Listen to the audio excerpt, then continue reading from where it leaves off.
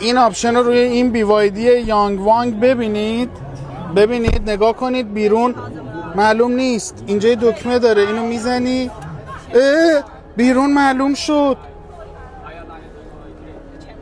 بیرون دیگه معلوم نه شما رو میبینن نه شما بیرون میبینی. اینجا تاریک میشه برای اینکه بتونید استراحت کنید، تلویزیون ببینید. اینجا رو ببین، اینجا رو ببین،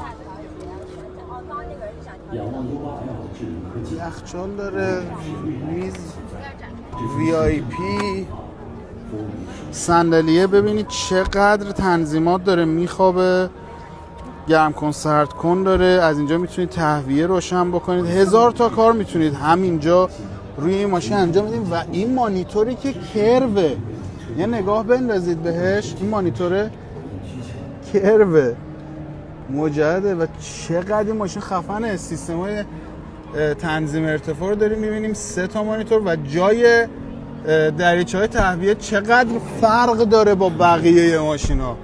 این BYD یانگ وانگ U8L 20 میلیمتر فضای کابینش رو بزرگتر کردم. این یانگ وانگ ماشینیه که 4 چرخ محرکه و روی هر چرخ موتور الکتریکی داره. 1180 اسب بخار قدرت داره ماشین. یه توان بی‌نظیر رو به شما میده.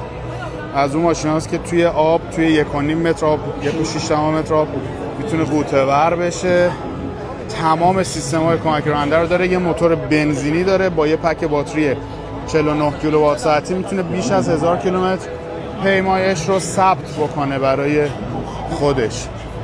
در صندوق عقبش هم به صورت برقی، یه دونه پایین جدا، یه دونه بالا جدا. این چراغ آبی‌ها برای سیستم‌های کمکی راننده است زمانی که داره استفاده میشه. این در چقدر کشیده است واقعا.